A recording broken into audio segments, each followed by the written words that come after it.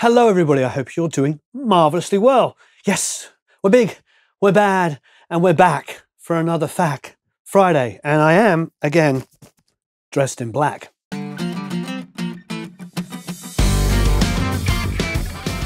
What is your opinion on modern remasters? For example, the Beatles remasters. I, like many of you here, maybe vast majority of you, being recording engineers and producers and mixers and stuff, loved the Beatles because, of course, they were so innovative. Abbey Road Studios, as you know, with videos we've been doing recently with them, were at the forefront of some of the most incredible recording leaps in technology ever. Being a fan, I actually am able to separate it, meaning I can put on the original mono version of any of their albums and love it. I can then listen to the stereo version, which we all know they were rarely, if ever, involved in. When you listen to Nowhere Man, for instance, they weren't there when they decided to put all the vocals on one side with all the band on the other. That was done after they left. They stayed there for the mono version, and then the stereo versions were done by the engineers and George Martin. So at what point, I suppose, do you draw the line? I like the mono ones, I love the stereo ones, and I like the remasters. And I've even enjoyed hearing some of these different mixes that Giles Martin has done. I love it all. I'm a fan, and I'm able to separate. I'm able to listen to the original Beatles albums and think that they're pure genius, and then listen to all of the versions that have been reinterpreted, I suppose, and enjoy those too for lots of other reasons. Do I still hold on to dear life to the originals? Yeah, I do. I mean, I love the original version of Let It Be. I know that's considered to be like the worst album. I absolutely love that album. Mark Daniel Nelson and I talk about that all the time. It's our favorite Beatles record. And yet it is the one that everybody loves to hate. I think it's phenomenal. I love the songs on that record. I love the rawness of that album. I love the documentary that came out recently. I love it all. And so when Let It Be Naked came out, which was the sort of version that was more in keeping with Paul McCartney's version of the record, my initial reaction was like, but I've already got Let It Be and I don't need a new version of it. But I enjoyed the naked version as well. So I suppose I'm the wrong person to have the negative ranting response. I'm not very big on negative ranting responses anyway.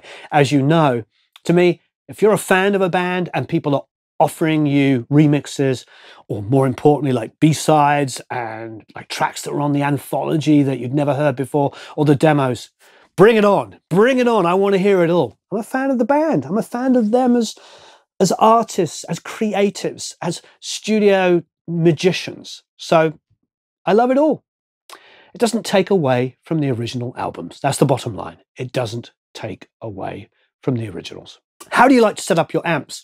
Do you have your master volume low and drive your preamp, or do you open up your master volume and drive it from the preamp? Back in ye olden days, i.e. when I was first starting playing guitar, things like JCM 800s were brand new and shiny, and you would walk into guitar stores as like 13 years old and you see like a JCM 800 and it was like, oh, what is this? And I remember, you know, naively at 15 or 16 playing my first chords in a music store through an amp, JCM 800, that I could never have afforded, and, you know, winding up the preamp gain. And because you're in a music store, it's only so loud you can get it. And I remember being massively disappointed. It didn't have that roaring, low-end, thick Marshall sound. And I have come to discover, Dave Friedman, for instance, was able to hammer home this point, is that you need your master up. You need to crank that master. And with the master wide open and you pushing hard into it as far as you can, you get so much more low end out of it. That's a big deal. So yes, for low level distortion, preamp at 10, bring the output down, you're going to get a lot of distortion stuff, but you really get that hot, fat sounding, huge guitar sound when your master volume section is like absolutely being smashed and is like just super, super loud. When I was over at Friedman's shop, he talked about that. So I'll put a link down below. So if you're really interested in knowing more about it, look at the Dave Friedman interview. And we got to play around with guitar amps, and he really got to talk about Marshall in particular, and what he loves about Marshall amps, and what he loves about amps that he builds himself, and how to get them to sound great. Do you look towards new equipment to replace old existing equipment? Meaning, is there microphones that come out that are like an SM58, but better, for instance? Or do you stick with the tried and trusted? That's an incredibly good question, because the answer is yes and yes, and no and no. There's some things that just do the job and sound great immediately. And that's got a lot to do with conditioning, hasn't it? It really does. It has a lot to do with conditioning. If I take an SM57 and I stick it on a guitar cone, we talked about a Marshall earlier, you know, a Marshall 412 cab, and I take a 57 and I put it to the dust cover and I move it around a little bit, pull it back maybe an inch or two, crank the schnizzle out of the amp, dialing a lot of bass on a Marshall just to get it to sound normal. You know what I'm saying? It's going to sound like rock and roll. It's going to sound like something we love, especially if you put it through like a 1073 and maybe tap on 1176. It's a very, very familiar guitar sound. Now, I can take somebody's new SM57 style microphone where they've new improved and done this, that, and the other, and maybe have better off-axis rejection and all this kind of stuff. And I can put it on and it might sound different, or it might sound very similar. I suppose the question is, and probably the reason why Shure in particular sells more SM57 58s and SM7s than all of the rest of our mics put together. The point is like, that is a sound. The 57, a 58, an SM7 is a sound that we all know in so many different situations. SM7s on vocals, 57s on guitars, and 58s for quite a lot of singers. A lot of people use handheld 58s in the studio. Sometimes they use 57s in the studio. And we are conditioned to like that sound. And engineers have learned how to make them sound good using the tools they have. So, are there dynamic microphones that come out that do better jobs? Absolutely, of course. There's loads of companies bringing out dynamic microphones with really, really good off-axis rejection. The ability to take a mic and get it between the snare and the hi-hat, pointed at the snare, and get far less hi-hat bleed than a 57 would have. That's huge. That is absolutely huge. Definitely worth considering. But you do know if you put a 57 on a snare and the snare's well tuned, that when they crack that snare, you're going to be like, wow, that's a good sounding snare. So it's a really difficult answer. And the answer is yes and no. I've been in situations where we've tried out different microphones to replace, say, a 57, and we've absolutely loved it. And then we've gone to do another gig a week later with a different band and forgotten what that microphone was and put the 57 up and thought it sounded great. I would say be open. Be open to try new things, but there are certain things that we get used to. And again, it comes back to conditioning.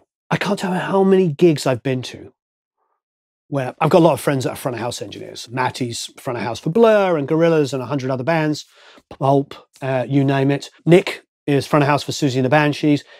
And these guys are great front of house engineers. I go to tons of shows and we get to stand by them and listen to the mixes.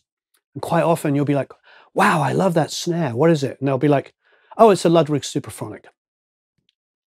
It's not always, but quite often it is. A Ludwig Supraphonic is probably, with the Black Beauty, another Ludwig snare obviously, one of the most recorded snares of all time. And my ear and your ears loves the sound of that snare. Is it the best snare in the world? I don't know. I wouldn't want to get into a fight over it. But you see, there's certain things that we are conditioned to love because some of the greatest records ever made use those certain pieces of equipment. But be aware, look at other options, especially when it comes to saving money. Because one of the great things about modern technology is people are building gear to the same tolerances as the old stuff at a fraction of the cost. When you look at some vintage piece of equipment that's like $12,000, you're like, oh my God, I need that $12,000, EQ before I can make a record as good as the Beatles.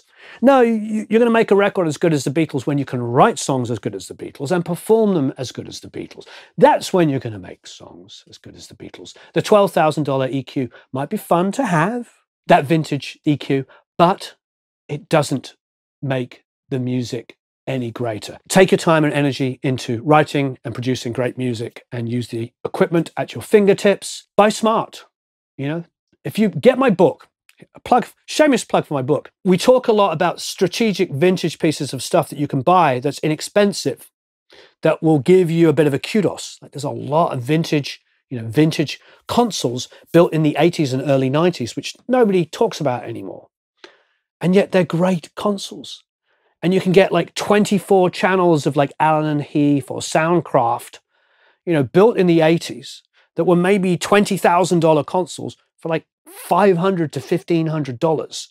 So next time you want to get 20 mic pre's at a fraction of the cost of buying 20 expensive ones to maybe mic the majority of a drum set, the hi-hats, the overheads, the room mics, the tom mics. Can you think of a cheaper way of getting in there? Especially if you've only got a 4-channel interface and you can now sum those down. There are ways to get affordable pieces of equipment, vintage equipment if you like, that will actually get you through the door and get you great results. So it's a very difficult question to answer because there is no straight answer on it, because yes, a 57 is inexpensive and it will definitely get you a result. And yes, Lewitt and tons of other great companies have made, recently did something with Lewitt, have made dynamic microphones that sound phenomenal and have better rejection and might be better in that situation. Be open to all ideas and experiment. That was a wonderful, wonderful question. I'm sorry if it was a very long answer, but there's no absolutes. There is no absolutes in anything we do. It is about experimenting and trying different things. When somebody tells you and wags their finger at you, metaphorically speaking, and telling you that you don't know what you're doing because you're not using this certain microphone or this certain cable or that certain EQ or that certain compressor or that mic pre, it's a bunch of baloney, because some of the greatest records ever made were made with expensive pieces of equipment and some of them weren't.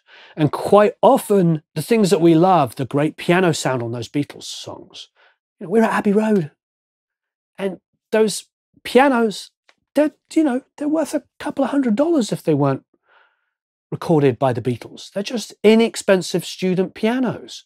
But if one of those pianos went up for sale, I don't know, $1 million, £1 million for a piano. I see pianos like that being given away because it costs more to move them than they are worth to sell. So people say, piano for free, come and collect. And I'm not saying they're bad pianos. If anything, they have tons and tons of personality. The point is like, it's what you do with them. Somebody played Hey Bulldog on a piano. Now the piano is worth $1 million. You get what I'm saying. It's all about the music. Make great music, concentrate on that. Thanks ever so much for watching. So long, farewell, auf Wiedersehen, dort widzenia, goodbye, au revoir, adios, hello, goodbye, hello, you say yes, I say goodbye.